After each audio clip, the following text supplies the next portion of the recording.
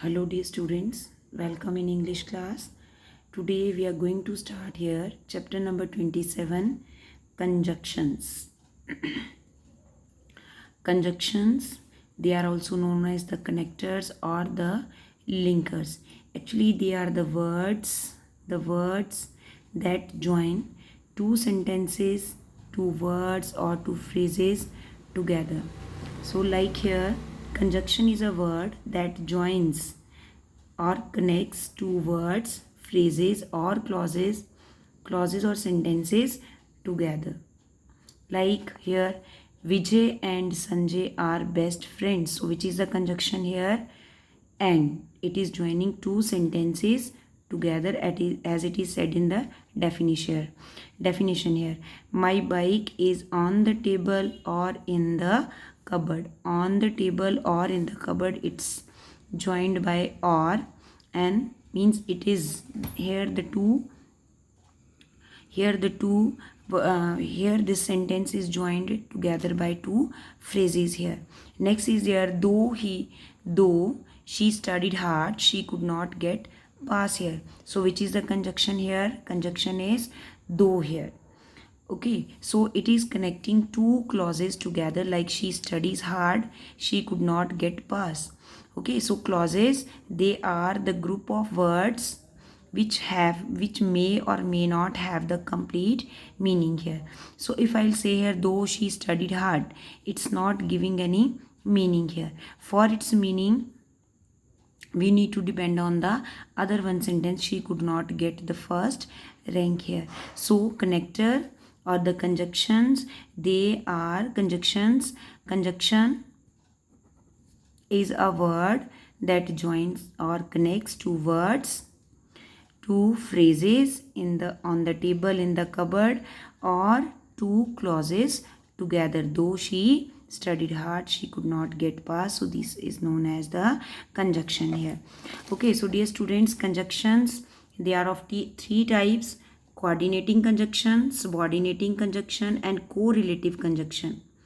Three types: coordinating, subordinating, and correlative conjunction. So first of all, let us see the coordinating conjunction. Which are the words that are used as coordinating conjunction? They are for, and, nor, but, or, yet, and so. So with the help of an acronym, you can remember these coordinating conjunction: fanboys. So these all are the first letter of these conjunction, like F for, and, A, nor, N, but, B, or, O, yet, Y, so, S. So these coordinating conjunction you can remember as the acronym fanboys. So what is the meaning of coordinating conjunction? So coordinating conjunction means they connect two statements of equal rank together. Okay, coordinating conjunction, what is their work, what is their use? They connect the two statement of equal rank and none is dependent on the other here for its meaning. Like, we listened eagerly, this is one sentence here. For he bought the news for our family, he brought the news for our family. These two statements are of equal rank and they are connected by the conjunction here for.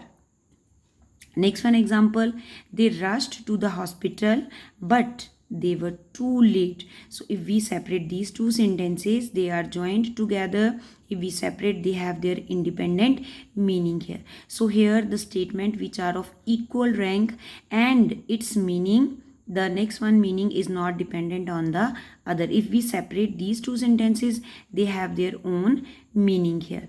Okay, like here, they rushed to the hospital, it has its own meaning. They were too late, it has its two meaning, but these two sentences, they are joined together by the conjunction but here.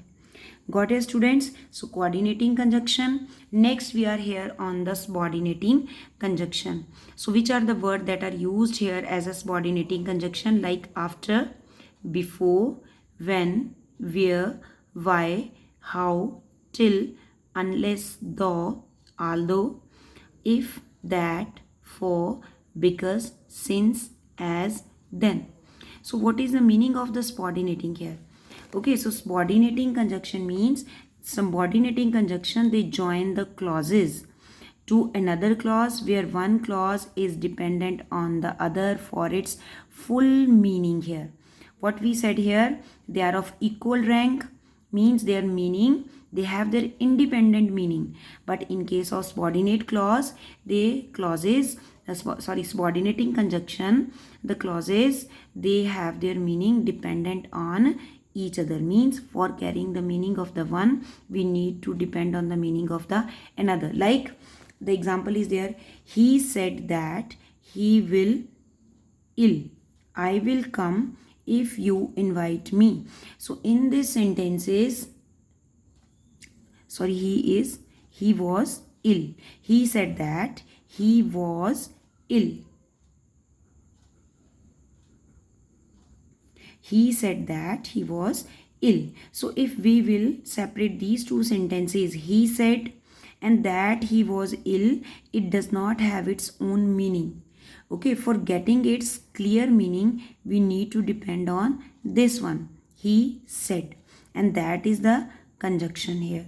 Okay, so that he was ill, for its meaning we need to depend on the first one statement, he said.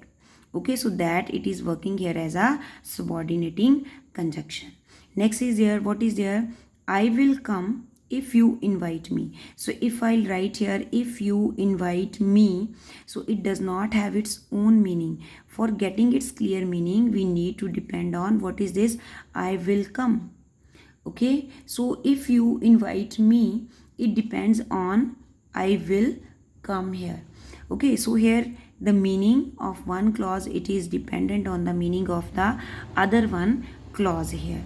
Okay, so subordinating clauses, they are the clauses in which, subordinating conjunction in which we join the clauses to another clause, and where the meaning of one clause, it is dependent on the another clause here. But in case of coordinating conjunction, the two statement, they are independent of each other.